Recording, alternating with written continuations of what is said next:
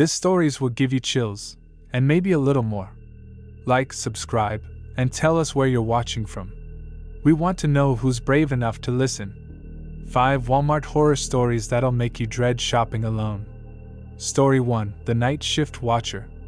I never believed in the supernatural until I took that overnight stocking job at Walmart 3 summers ago. I was 22, fresh out of college, drowning in student debt, and desperate enough to take any job that paid above minimum wage. The night shift at the supercenter on Highway 9 seemed perfect. Better pay, fewer customers, and all I had to do was restock shelves from 10 p.m. to 6 a.m. My manager, Dale, was a heavy-set man in his 50s who'd been working nights for over a decade. During my first week, he gave me the rundown: avoid the back storage areas after 2 a.m., never go to the electronics section alone, and if you hear someone calling your name from the empty aisles, don't answer. Just quirks of the job, he said with a nervous laugh that didn't reach his eyes. I thought he was just trying to scare the new guy. I wish I'd listened. It started small, shadows moving in my peripheral vision, the sound of footsteps echoing from empty aisles, shopping carts rolling by themselves. I rationalized everything. Old building settling, draft from the air conditioning, wheels not properly locked. There had to be logical explanations. The first real incident happened during my 3rd week. I was restocking the cereal aisle around 1 a.m. when I heard it, a child crying. Not unusual for a store, except we'd been closed for 3 hours and the building was supposed to be empty except for the skeleton crew of 5 night workers. The crying seemed to come from the toy section. I grabbed my radio to call Dale, but it was nothing but static. The fluorescent lights flickered overhead as I made my way toward the sound, my footsteps echoing unnaturally loud in the empty store. The toy aisles were darker than they should have been. Half the lights were out, casting long shadows between the shelves. The crying had stopped, replaced by an eerie silence that made my skin crawl. I was about to turn back when I saw her. A little girl, maybe 6 years old, standing at the end of aisle G7. She wore a dirty white dress and had long, dark hair that covered most of her face. She wasn't moving, just standing there like a statue. "Hey, sweetie," I called out, my voice cracking slightly. "Are you lost? Where are your parents?" She didn't respond. Didn't even acknowledge that I'd spoken. I took a step closer, and that's when I noticed something that made my blood freeze. She wasn't standing on the floor, she was floating about 2 inches above it. I blinked hard, sure I was seeing things, but when I opened my eyes, she was gone. Just vanished. But the cold remained, a bone-deep chill that had nothing to do with the store's air conditioning. I ran. Sprinted back to the break room where Dale was doing paperwork, my heart hammering against my ribs. "There's a kid in the toy section," I gasped. "A little girl. She was floating?" Dale finished, not looking up from his clipboard. I stared at him. "How did you?" "Sarah Martinez. 6 years old. Went missing from this store 8 years ago during a busy Saturday afternoon. Security footage showed her walking into the toy section with her mother, but she never came out. They searched everywhere, the whole building, the parking lot, even brought in dogs. Never found so much as a hair ribbon." Dale finally looked up, his expression grim. "She appears to new night workers sometimes. Usually harmless, but she's gotten more active lately. More aggressive." "Aggressive how?" Before he could answer, the lights in the break room went out. Emergency lighting kicked in, bathing everything in an eerie red glow. From somewhere in the store came the sound of shopping carts moving, metal grinding against metal, getting closer. "Stay here," Dale whispered, but I could see the fear in his eyes. The sound stopped right outside the break room door. Then, impossibly, we heard the voice of a little girl singing a nursery rhyme. "Ring around the rosy," but the words were wrong. Twisted. "Ring around the Walmart, pockets full of bodies. Ashes, ashes, we all fall down." The singing faded, and the normal lights flickered back on. Dale and I sat in stunned silence for what felt like hours before either of us moved. "Why didn't you tell me this before?" I whispered. "Would you have taken the job?" He had a point. But it didn't matter anymore because I knew I couldn't quit. Not just because I needed the money, but because something about Sarah's presence felt unfinished. Like she was trying to tell us something. Over the next few weeks, the encounters became more frequent and more intense. Sarah would appear in different sections of the store, always watching, always silent. Sometimes she'd move objects, cans would fall off shelves, hangers would rearrange themselves, shopping carts would roll into perfect formations that spelled out letters. I started documenting everything, taking pictures, making notes. Slowly, a pattern emerged. The letters she spelled with the carts, the sections where she appeared most often, the dates of her most active appearances, it all pointed to something. Then, one night in early August, exactly 8 years to the day after her disappearance, Sarah appeared more solid than ever before. She stood in aisle G7, but this time, she raised one pale hand and pointed toward the far end of the toy section. I followed her direction, my flashlight beam cutting through the darkness. Behind a massive display of bicycles, there was a gap in the wall I'd never noticed before, a maintenance access panel that had been painted over so many times it blended seamlessly with the surrounding wall. My hand shook as I pried it open with a screwdriver from my tool belt. The smell hit me first, musty, stale air mixed with something else. Something that made my stomach turn. Inside the narrow space, wrapped in an old store uniform, were the remains of Sarah Martinez. The investigation that followed revealed the truth. A former employee, a man who'd been fired just days after Sarah's disappearance, had taken her during the chaos of that busy Saturday. He'd hidden her body in the wall and disappeared, taking his secret with him to the grave. He died in a car accident 2 years later. Sarah's family finally got the closure they deserved. Her body was properly buried, and her parents could begin to heal. But here's the thing that still keeps me awake at night. After we found her, I expected the hauntings to stop. I thought Sarah would finally be at peace. Instead, they got worse. Much worse. Because apparently, Sarah wasn't the only child who'd gone missing from that Walmart over the years. She was just the first to figure out how to ask for help. I still work the night shift. Not because I have to anymore, I've got better job offers now, but because someone needs to listen when the others try to speak. Someone needs to help them find their way home. Last week, I saw a boy in the sporting goods section. He couldn't have been more than 8, wearing clothes from the 1990s. He pointed toward the loading dock with the same desperate urgency that Sarah had shown. I've already called in sick for tonight. I'm not ready for what we might find back there. But tomorrow night I'll be back. Because these children deserve better than being forgotten in the walls of a discount store. Even if helping them might be the last thing I ever do. Story 2, The Smile in Aisle 12. I've worked loss prevention for retail chains for 15 years, and I thought I'd seen everything. Shoplifters, scam artists, people having mental breakdowns in the cereal aisle, you name it, I'd dealt with it. But nothing prepared me for what happened at the Walmart in Millbrook during my 6-month assignment there. My name is Marcus Chin, and I specialize in undercover loss prevention. I dress like a regular customer, blend into the crowd, and catch thieves in the act. It's good work, pays well, keeps me moving from city to city, and I get to help honest businesses protect themselves from the worst humanity has to offer. The Millbrook assignment started normally enough. Store manager Janet Rivera briefed me on their main concerns. Organized retail crime groups hitting their electronics section, and an unusually high rate of customer incidents in the grocery aisles. Nothing I hadn't handled before. There's one more thing, Janet said as she walked me through the store on my first day. We've had some unusual complaints from customers and staff about aisle 12. Aisle 12 was the frozen food section, ice cream, frozen dinners, the usual stuff. It looked perfectly normal to me, maybe a degree or 2 colder than the rest of the store, but nothing that seemed problematic. What kind of complaints? Janet hesitated, clearly uncomfortable. People say they feel watched when they shop there. Several customers have reported seeing someone following them, but when they turn around, no one's there. 3 employees have quit rather than restock that section.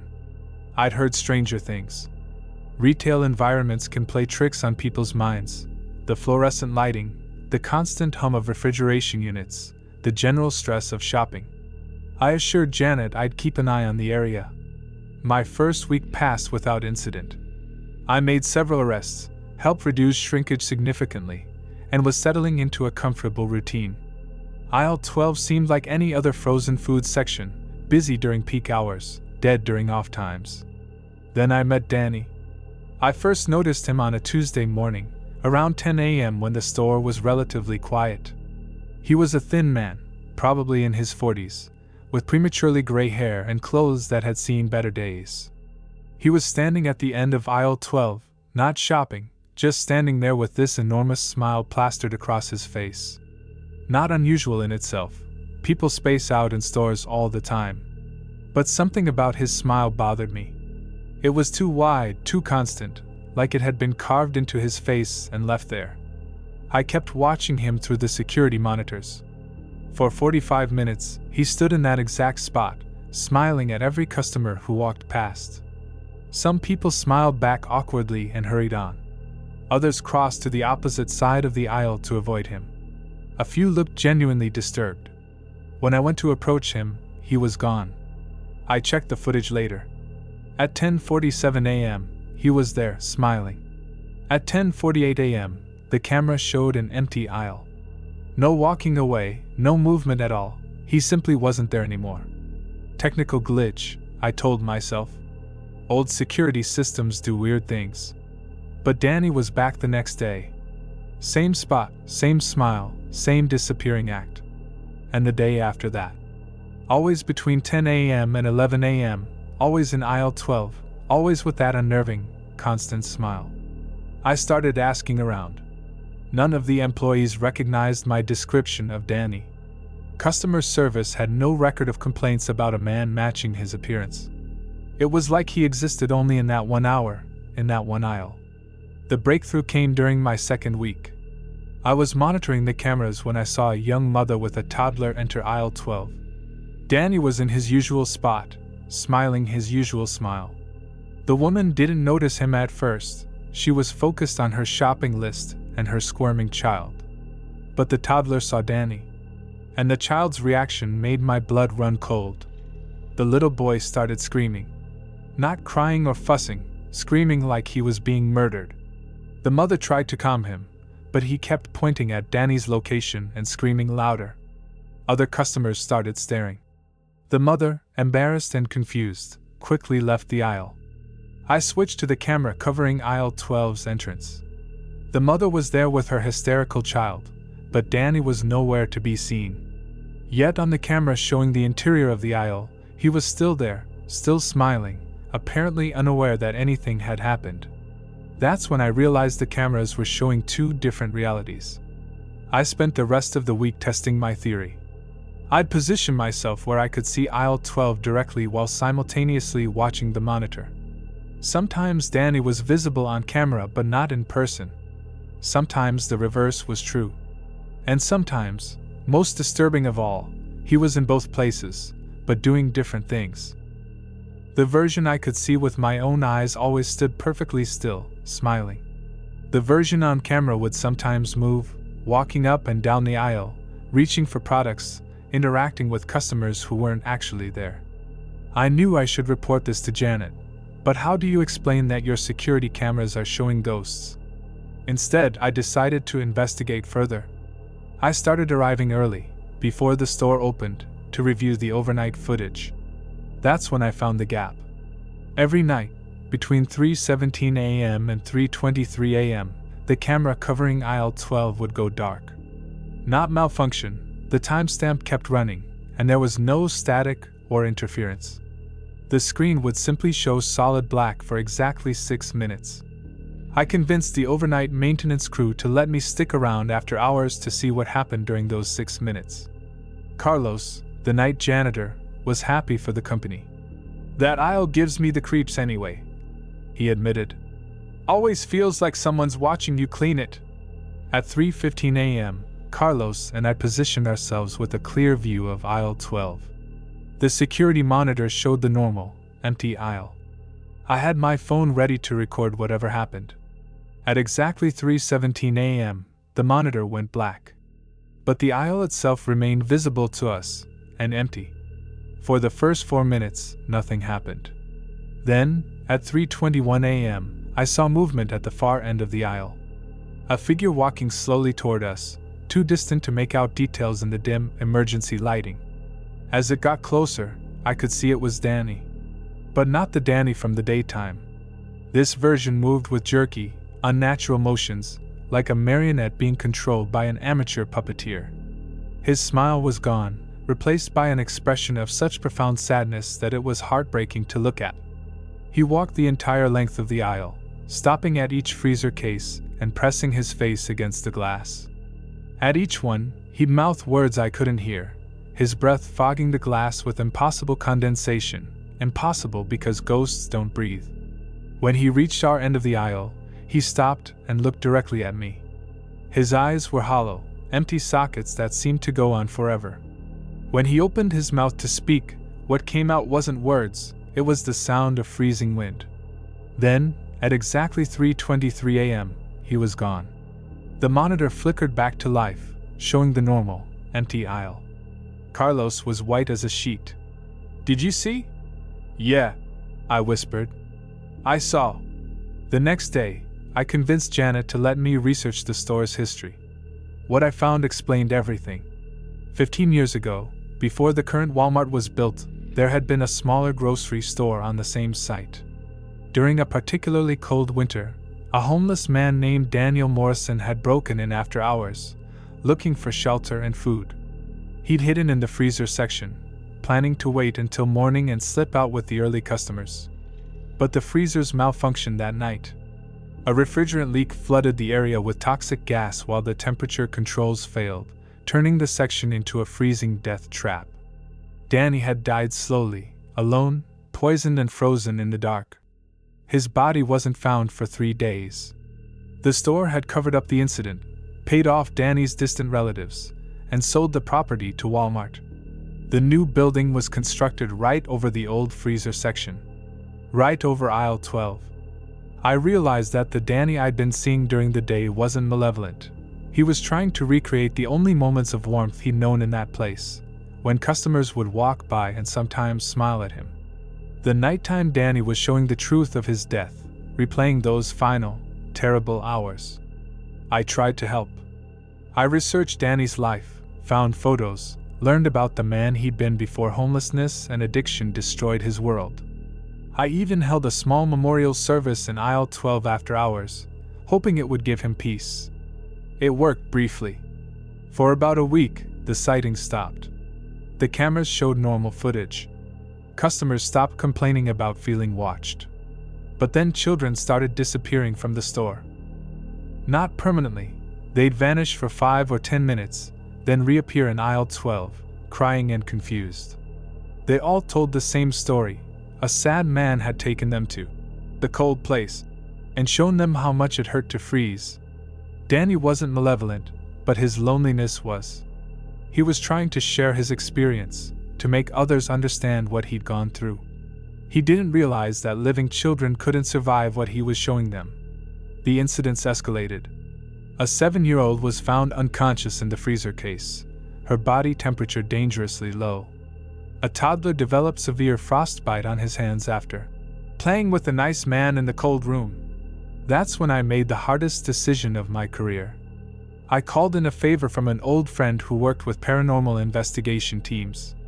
We performed what she called a forced transition, essentially trapping Danny's spirit and sending it away from the store. It worked. The haunting stopped immediately. Customers stopped complaining, children stopped disappearing, and aisle 12 became just another freezer section. But here's what keeps me awake at night. We didn't help Danny find peace. We just moved him somewhere else. And I have no idea where that somewhere else might be. 3 months later, I got a call from a colleague working loss prevention at a grocery store in Nevada. They were having problems with a man who stood in their frozen food section, smiling at customers and making them uncomfortable. The description matched Danny perfectly.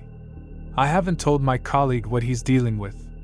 I haven't warned him about the children, or the nighttime visits, or the toxic legacy of trying to help a spirit that's too broken to accept help. Maybe I should. Maybe Danny deserves another chance at finding peace. Or maybe some things are too damaged to be fixed, and the kindest thing we can do is keep them moving, keep them searching, and hope they never figure out how to stay in one place long enough to really hurt someone. I just pray that wherever Danny is now, he's learning to smile for the right reasons. Even if I doubt he ever will. Story 3, The Black Friday Broadcast. My name is Rebecca Torres, and I used to work overnight radio at KWMT 94.7, a small station in Clearfield that nobody really listened to except insomniacs and long-haul truckers. It wasn't glamorous work, playing the same rotation of classic rock and fielding calls from lonely people who just needed someone to talk to in the dark hours before dawn. But it paid the bills, and I actually enjoyed the solitude.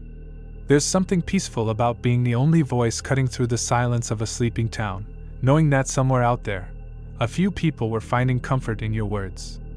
Everything changed the night before Black Friday, 2019. I'd been doing the overnight shift for 3 years by then, and I knew the rhythm of the night. Midnight to 6 a.m., 5 days a week, playing music and reading weather updates to an audience that rarely exceeded 50 people. The station was automated most of the time. I was really just there to handle emergencies and the occasional live request. That Wednesday night started normally enough. I arrived at the station around 11:30 p.m., relieved Danny Morrison, no relation to the grocery store ghost, different Danny entirely, and settled in for what I expected to be a quiet shift. Black Friday prep meant most people would be either sleeping early or camping out at stores, so I figured it would be even quieter than usual. The first sign something was wrong came around 1:15 a.m. I was playing a Fleetwood Mac set when the phone rang. Not unusual. I got late-night calls fairly regularly. But this one was different. KWMT, you're on with Rebecca, I answered. Nothing but static. Heavy, deliberate static that sounded almost like breathing. Hello? Anyone there? The static continued for about 30 seconds, then the line went dead. 20 minutes later, it happened again. Same static, same breathing pattern, same sudden disconnect. By the third call, I was getting annoyed. Prank callers weren't uncommon, but they usually said something. This was just weird enough to be unsettling without being interesting enough to be entertaining. The fourth call came at 2:30 a.m., right as I was preparing to read the weather update. This time, there was a voice buried in the static. Attention shoppers, doors will open, 5 a.m. It sounded like a store announcement, distant and distorted, like it was coming from very far away. Who is this? I asked. The voice continued, ignoring me completely. Special savings on electronics, aisle 12, cold, so very cold. The line went dead. I tried to shake it off. Probably just some kid with a radio scanner, picking up signals from somewhere else and relaying them to mess with me. But something about the voice bothered me. It sounded genuinely distressed, almost desperate. At 3 a.m., the call stopped. But that's when the real problem started. I was playing an Eagles song when the music suddenly cut out, replaced by that same distant voice. Attention shoppers, this is your final warning. The doors are not doors. The sale is not a sale. They're waiting for you in the cold places. They've been waiting so long. I frantically worked the controls, trying to cut the feed, but nothing responded. The voice continued broadcasting over our signal. Don't go to the big store tomorrow. Don't follow the crowds. The smiles are painted on. The prices are written in blood. Sarah says hello. Danny says goodbye. They want you to join them in the spaces between the shelves. Finally, the emergency cutoff switch worked, and dead air replaced the mysterious broadcast. But according to our logs, nothing had happened. The system showed a normal music rotation with no interruptions. I called our engineer, Mike Castillo, at home. He was not happy to be woken up at 3 a.m., but he walked me through some diagnostics over the phone. Everything checked out normal. Maybe you were picking up some kind of interference, he suggested. Sometimes atmospheric conditions can cause weird signal bleeds from other stations. But there were no other stations in range that would be broadcasting at 3 a.m. And the voice had mentioned Sarah and Danny, names that meant nothing to me then, but would later prove terrifyingly significant. The rest of my shift passed without incident. I finished at 6 a.m., went home, and tried to sleep. But something about that voice kept nagging at me. The desperation in it, the specific warnings about the big store and Black Friday. There was only one big store, in Clearfield, the Walmart Supercenter on Route 15. I spent Thursday researching, trying to make sense of what I'd heard. That's when I started finding the stories online. Forums posts about strange experiences at Walmart stores. Missing children. Employees reporting supernatural encounters. Most of it seemed like typical internet nonsense, but some details were disturbingly specific. Stories about a little girl named Sarah in toy sections. Reports of a man named Danny in frozen food aisles. Accounts of overnight workers encountering spirits of people who died in or around Walmart locations. By Thursday evening, I was convinced I'd intercepted some kind of genuine supernatural communication. The question was, what was I supposed to do about it? I decided to go to the Walmart that night, see if anything seemed unusual. I arrived around 11 p.m., just as they were setting up for their midnight Black Friday opening. The parking lot was already full of campers and early shoppers, creating a festival atmosphere that seemed completely normal. But inside the store, things felt different. The employees looked exhausted and stressed, which wasn't unusual for Black Friday prep. But there was something else, a kind of watchful tension, like they were all waiting for something bad to happen. I struck up a conversation with a teenage worker named Jason who was restocking the electronics section. "Busy night?" I asked. "Always is before Black Friday," he replied, but he kept glancing over his shoulder at the empty aisles behind him. "You seem nervous." He stopped working and looked at me directly. "You ever get the feeling you're being watched? Like constantly?" I nodded. "It's been worse this week. Especially at night. Management thinks we're just stressed. But," he lowered his voice, 3 people have quit since Monday. Good employees, been here for years. They just walked out mid-shift. Any idea why? They all said the same thing. Something about voices calling to them from empty aisles. Seeing people who weren't there. Feeling like the store itself was trying to tell them something. That's when I knew my broadcast hadn't been a prank or atmospheric interference. Somehow, I tuned into something real, a warning from the spirits that haunted this place. I spent the next hour walking through the store, trying to sense whatever the employees were feeling. In the toy section, the air felt heavier, colder. In the frozen foods, I could swear I heard whispers coming from the freezer cases. And throughout the entire store, there was an undercurrent of sadness, like the building itself was mourning. At midnight, the doors officially opened for Black Friday, and chaos erupted. Hundreds of shoppers flooded in, pushing, shoving, racing for the best deals. The atmosphere went from tense to manic in seconds. That's when the accidents started. First, an elderly man collapsed in the electronics section. Heart attack, the paramedics said, but I noticed he'd fallen right next to a display of children's tablets, the kind Sarah might have been interested in before she disappeared. Then a woman slipped in the frozen foods aisle, hitting her head hard enough to require stitches. She kept saying she'd seen someone waving at her from inside the freezer case and had turned too quickly, losing her balance. In the toy section, a child went missing for 20 terrifying minutes before being found in a storage closet, crying and insisting that the sad girl had taken her there to play hide and seek. With each incident, I became more convinced that the spirits weren't malevolent. They were trying to protect people, warn them away from the store. But their attempts to help were causing the very problems they were trying to prevent. By 3 a.m., the store was in chaos. 3 ambulance calls, 2 police responses for shoplifting, and 1 full-scale search for a missing toddler who'd eventually been found sleeping under a display of bicycles. I was about to leave when I heard it, the same voice from my radio broadcast, but this time coming from the store's PA system. "Attention shoppers. Please evacuate the building immediately. The sale prices are not worth your safety. The children want you to go home to your families. Please leave now. The message repeated 3 times before store management cut the feed. But the damage was done. Dozens of customers headed for the exits, spooked by the unauthorized announcement.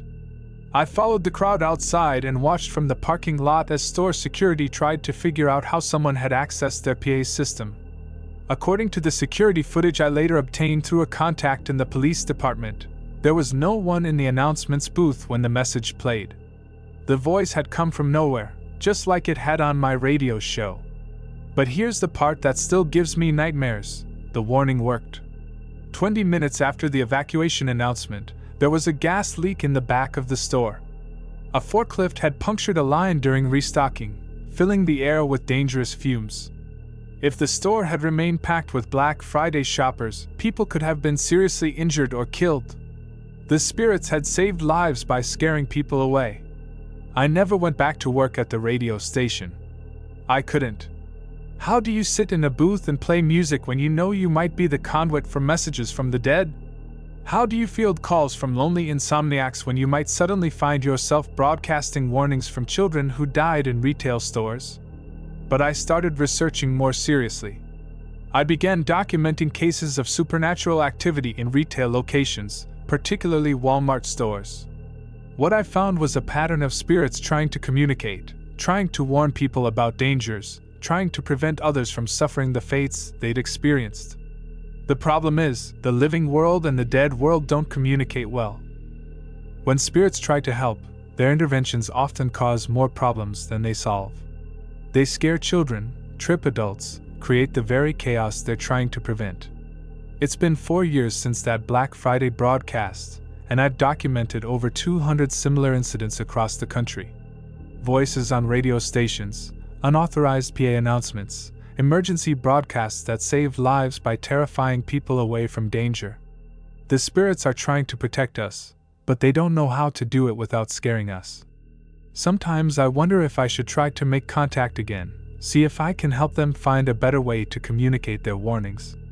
But then I remember how it felt to be that conduit between worlds, to have voices from the dead speaking through your equipment without your permission. Some bridges between the living and the dead are too dangerous to cross, even with the best intentions. Even when lives might depend on it.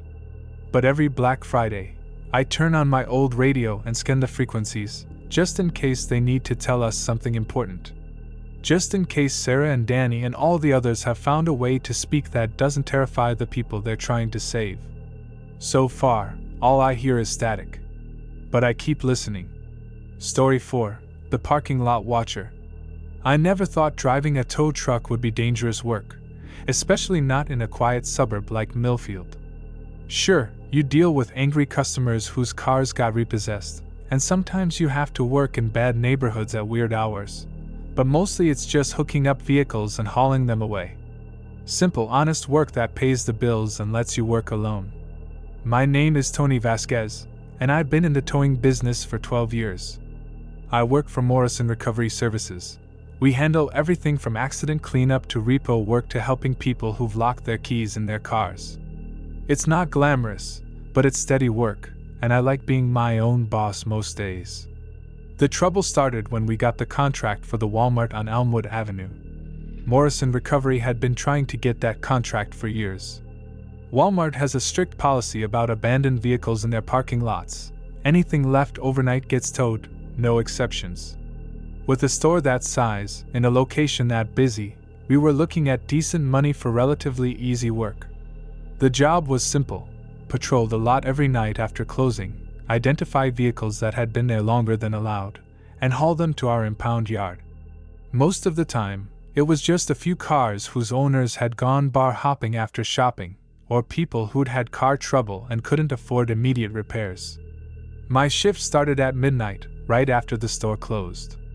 I'd make a circuit of the massive parking lot, check for overnight vehicles, and usually be done by 2 a.m. Easy money. The first few weeks went smoothly. I'd tow maybe 2 or 3 cars a night, mostly from the far corners of the lot where people thought they could hide their broken down vehicles. Standard stuff. but I started noticing things that didn't quite add up. Cars in perfect condition, parked neatly within the lines, left overnight with no apparent reason. When owners called to reclaim them, they all told similar stories. They'd come to Walmart for a quick shopping trip and then lost time. Hours would pass without them realizing it.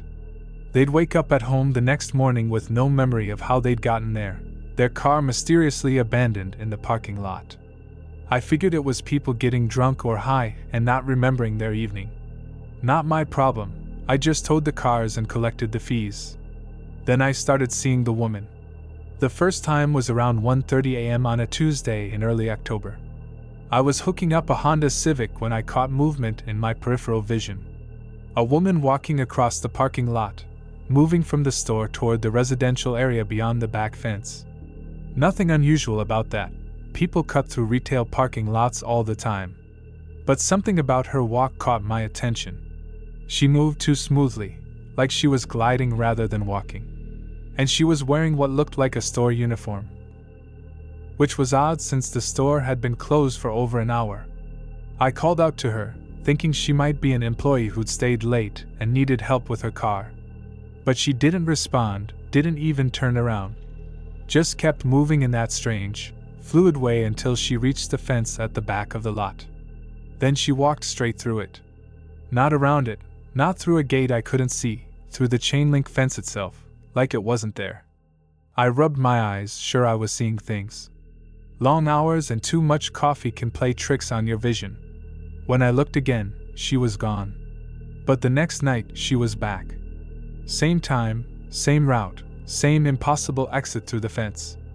This time I was ready with my phone, but when I tried to record her, the camera showed nothing but empty parking lot. Over the next few weeks, I saw her regularly. Always the same path, always the same time, always disappearing through the fence. I started timing her appearances, 1:27 a.m., give or take a minute or two. You could set your watch by her.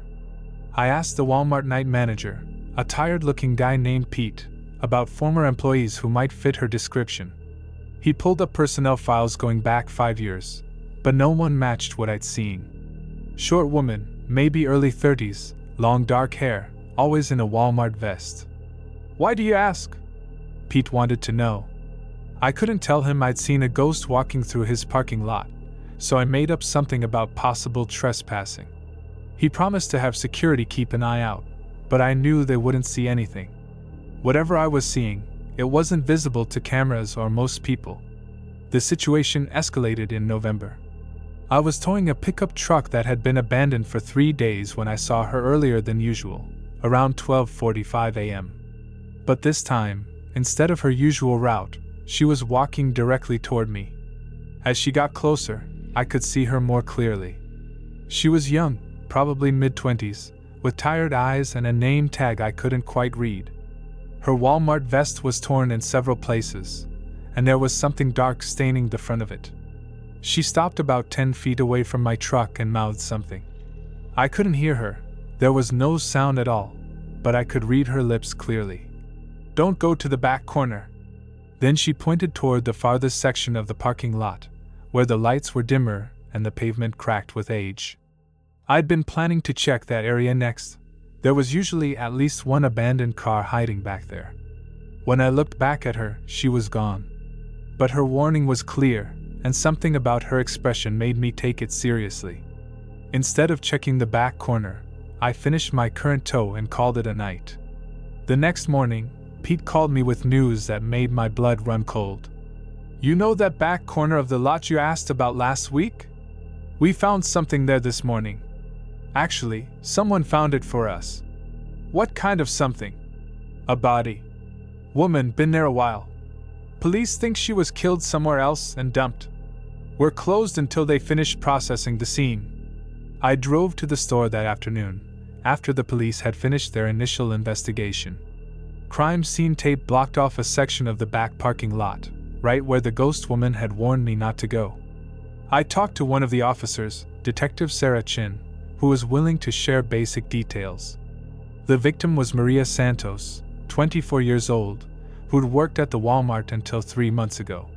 She'd been reported missing 2 weeks after quitting her job.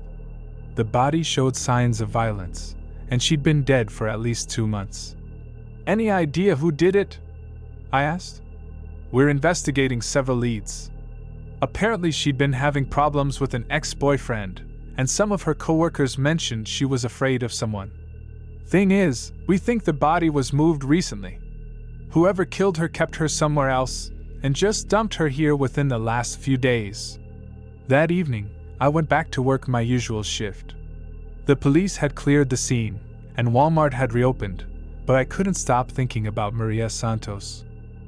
The description matched the woman I'd been seeing. Same age, same build, and she'd definitely been wearing a Walmart vest. She'd been trying to warn me about her own body. Around 1:15 a.m., I saw her again. But this time, she wasn't alone. A man was following her across the parking lot, staying about 20 feet behind. He was tall, heavy-set, wearing dark clothes and a baseball cap pulled low over his face. Unlike Maria's gliding movement, he walked normally, his feet making visible contact with the asphalt. Maria reached her usual spot by the fence and turned around. For the first time since I'd been seeing her, she spoke loud enough for me to hear. "Leave me alone, Derek. I told you it's over." The man, Derek, kept walking toward her. "You can't hide from me forever, Maria. We belong together. You know that. I'm dead because of you. Let me rest. Death doesn't change anything. You're mine." That's when I realized I wasn't watching a memory or a residual haunting. I was watching an ongoing supernatural confrontation between Maria's spirit and the ghost of her killer. Derek must have died recently, possibly even killed himself after dumping her body. Now they were both trapped in this parking lot, replaying their final conflict for eternity. But Derek's spirit wasn't bound to the same limitations as Maria's. While she could only walk her set path and disappear through the fence, he could move freely, interact with the physical world. He could hurt living people. I called 911, but how do you report a ghost fight to the police? I tried explaining that I had information about the Maria Santos case, but the dispatcher wanted concrete details I couldn't provide. While I was on the phone, Derek noticed me watching. He turned away from Maria and started walking in my direction, his expression shifting from obsessive love to murderous rage. "Who's the nosy asshole with the truck?" he called out. Maria looked at me with desperate eyes. "Run," she mouthed. "He killed me for talking to other men. He'll kill you too." Derek was moving faster now, his ghostly form becoming more solid with each step. I could see details I'd missed before: the blood on his shirt, the rope burns around his neck, the wild look in his eyes that spoke of a mind completely disconnected from reality. I jumped in my truck and gunned the engine, but Derek was already there. His fist smashed through the passenger window with impossible strength, glass exploding across the cab. The smell of death and decay flooded in, the smell of a body that had been rotting for weeks. "Nobody interferes with me and Maria," he snarled, reaching for my throat. But before he could grab me, Maria was there. She tackled Derek with surprising force, both spirits tumbling away from my truck in a tangle of supernatural fury. "Go!" she screamed. "Call the police! Tell them to look for Derek Morrison. Check the bridge on Miller Road." I didn't need to be told twice. I floored it out of that parking lot and didn't stop until I reached the police station. Detective Chen listened to my story with obvious skepticism until I mentioned Derek Morrison and Miller Road Bridge. Her expression changed immediately. "How do you know those names?" "Maria told me. The ghost of Maria Santos." Chen stared at me for a long moment, then made a phone call. 20 minutes later, she was back with news that would have sounded impossible if I hadn't lived through the last few hours. "We found Derek Morrison's body hanging from Miller Road Bridge 2 days ago. Apparent suicide. We'd been looking at him as a suspect in Maria's murder, but couldn't prove anything before he killed himself. So they're both dead. Seems that way. But here's the weird part: Morrison's body was fresh. He'd only been dead maybe 6 hours when we found him, but witnesses place him at various locations around town over the past week. including 2 people who swear they saw him near the Walmart parking lot the night before Maria's body was discovered. I didn't have an explanation for that, and Chin didn't ask for one. Some things are better left as unsolved mysteries. The haunting stopped after Derek's body was found. Maria's spirit finally found peace, and Derek, well, whatever happens to violent spirits who refuse to accept death, it was no longer happening in the Walmart parking lot. I kept the towing contract for another 6 months, but I never saw either of them again. The parking lot felt normal, just another piece of retail real estate with the usual problems of abandoned cars and late-night trespassers. But I learned something important during those weeks of supernatural encounters. The dead don't always rest easy, especially when they've died violently. Sometimes they're trapped in cycles of conflict that death doesn't resolve. And sometimes, if you're unlucky enough to witness their battles, you can get caught in the crossfire. Maria saved my life that night by tackling Derek when he tried to kill me. She protected a stranger because it was the right thing to do, even though she was already dead and beyond the reach of normal human concerns. I think about that sometimes. How many of us would have the courage to help someone else if we were in her position? How many of us would choose to fight our own murderer to save a stranger? I hope I never have to find out. But if I ever do encounter another ghost in need of help, I hope I'll be brave enough to return the favor Maria Santos gave me in that parking lot. Even if it means risking my life to help someone who's already lost theirs. Because in the end, that's what separates us from monsters like Derek Morrison. The willingness to protect others, even when there's nothing in it for us. Even when we're terrified. Even when we're already dead. Story 5. The Midnight Manager. I should have known something was wrong when they offered me the overnight manager position at 22 with only 6 months of retail experience. But the pay was double what I'd been making as a stockroom associate, and I had student loans breathing down my neck like hungry wolves. When corporate called with the transfer to the Walmart Supercenter in Pine Valley, I said yes without hesitation. My name is Amanda Hayes, and that decision nearly cost me my sanity. The Pine Valley store was newer than most, built just 5 years earlier on what used to be farmland outside the city limits. It was one of the largest supercenters in the region, serving a wide rural area and staying busy around the clock. The overnight shift ran a skeleton crew of 12 people handling restocking, cleaning, and light maintenance while the store was closed to customers. My predecessor, a guy named Rick Moser, had supposedly quit without notice after 3 years on the job. The district manager, Carol Hendricks, explained that Rick had been under a lot of stress and decided overnight management wasn't for him. Sometimes the night shift gets to people, she said during my orientation. It's a different world when the store is empty. Some managers thrive in that environment, others find it challenging.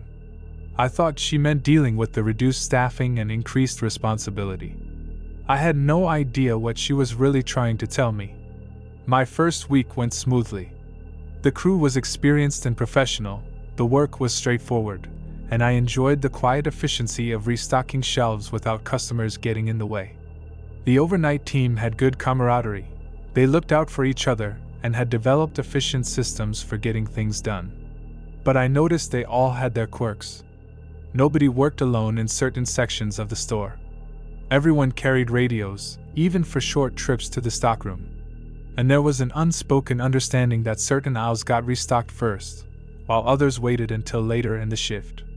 When I asked about it, the team lead, Jenny Martinez, just shrugged. We've found ways to work more efficiently. Some areas are easier to restock when we're all together. It seemed reasonable enough. Teamwork and efficiency were exactly what I wanted to encourage. The problem started during my second week. I was doing my nightly walkthrough around 2 a.m. when I heard voices coming from the electronics section. Not unusual. Sometimes the crew would chat while they worked. But when I got closer, I realized the voices weren't coming from my team. A man and woman were having an intense conversation near the cell phone display. I couldn't make out the words, but their tone was urgent, almost desperate. The weird part was that the electronics section was supposed to be empty. Jenny's crew wasn't scheduled to restock that area until 4 a.m. Hello? I called out. Is someone there? The voices stopped immediately. When I rounded the corner, the section was empty. No customers, no employees, just rows of merchandise under fluorescent lights.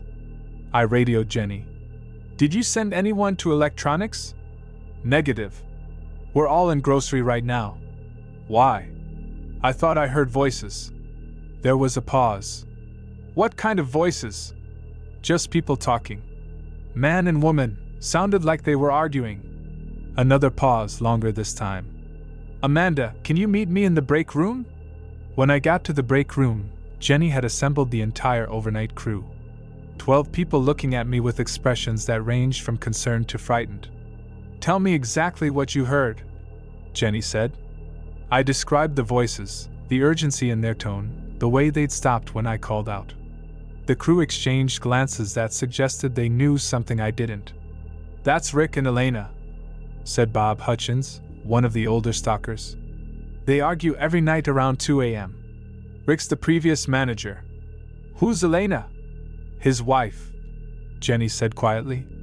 "She died in a car accident 3 months before Rick quit. He didn't handle it well."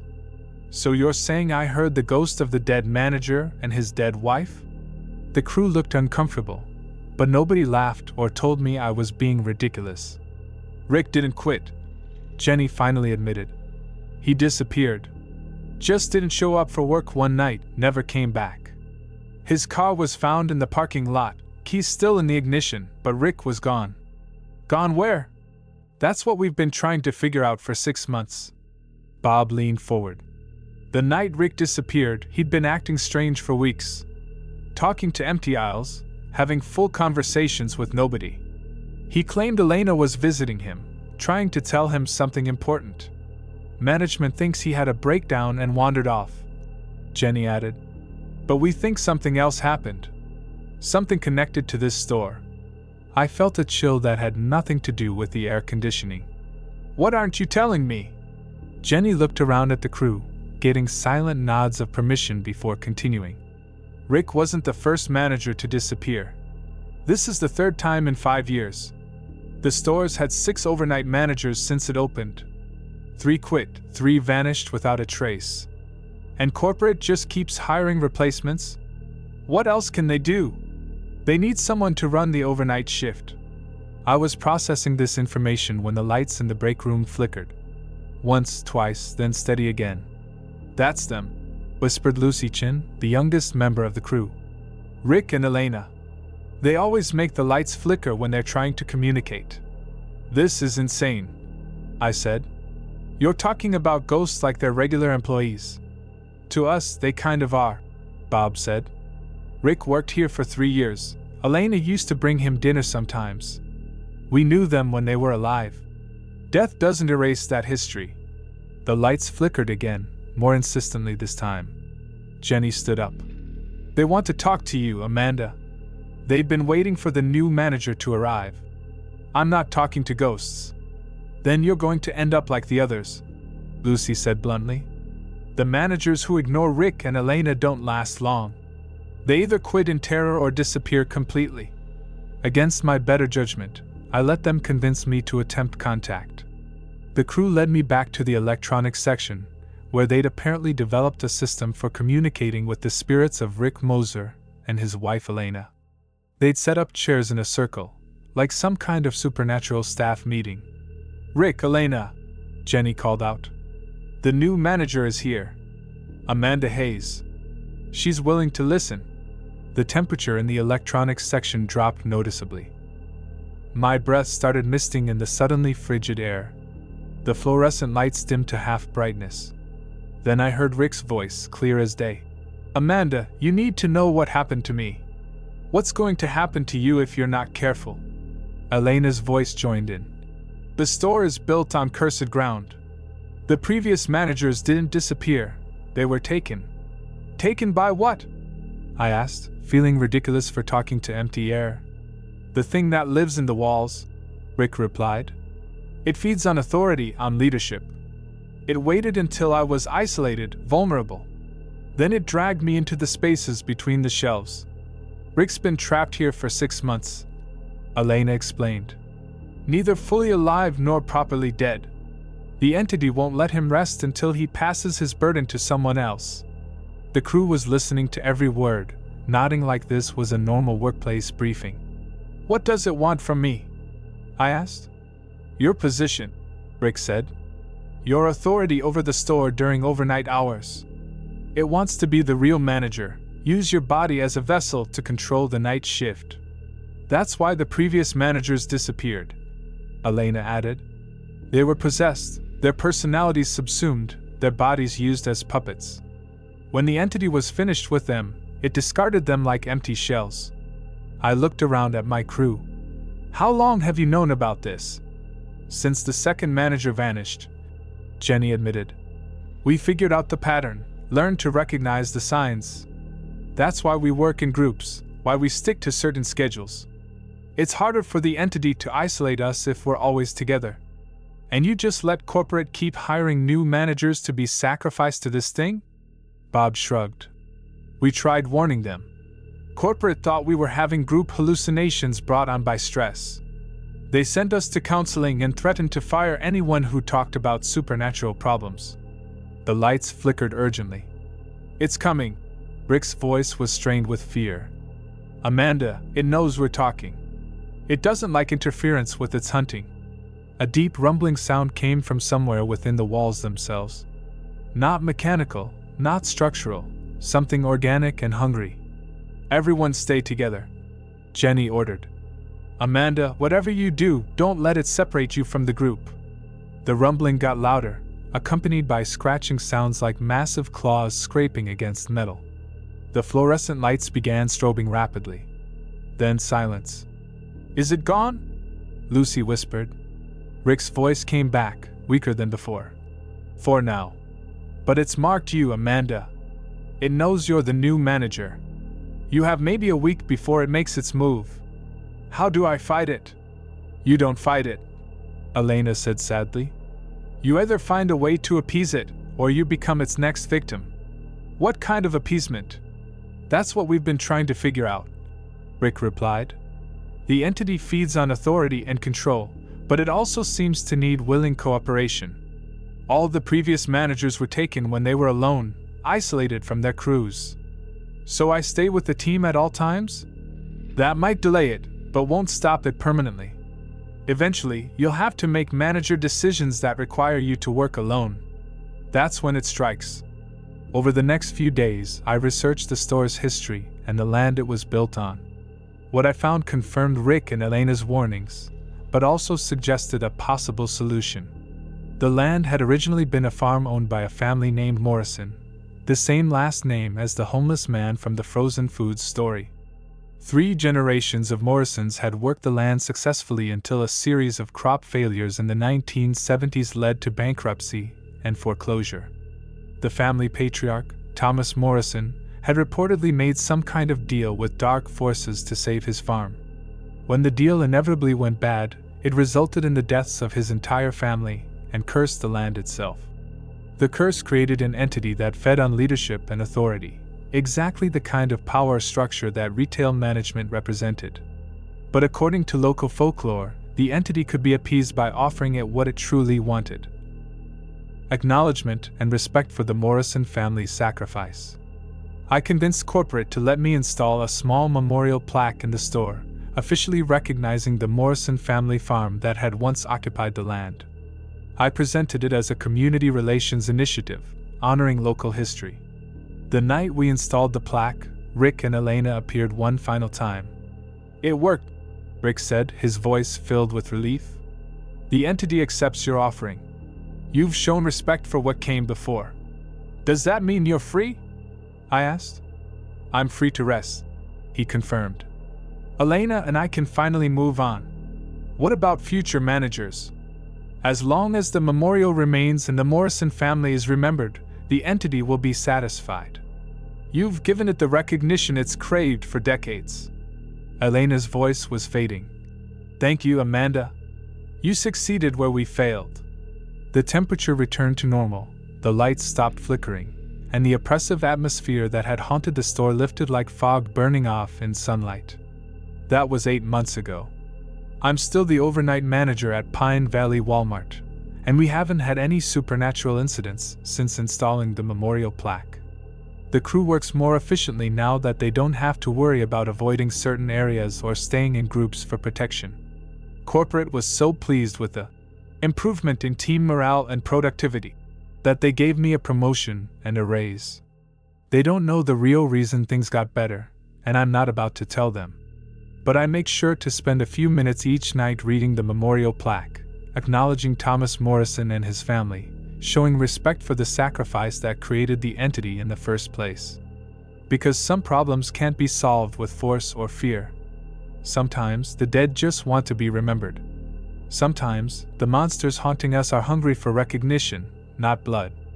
And sometimes the best way to manage the supernatural is to treat it with the same respect you'd show any other employee, even if that employee died decades before you were born and spent years terrorizing your predecessors. Management, I've learned, is about understanding what people need and finding ways to give it to them. Even when those people aren't technically people anymore. Even when they're the ghosts of farmers whose land you're standing on. Even when a simple memorial plaque can solve problems that months of fear and confusion couldn't touch. The dead make surprisingly reasonable employees once you figure out what they actually want. And what they want, usually, is just to be heard.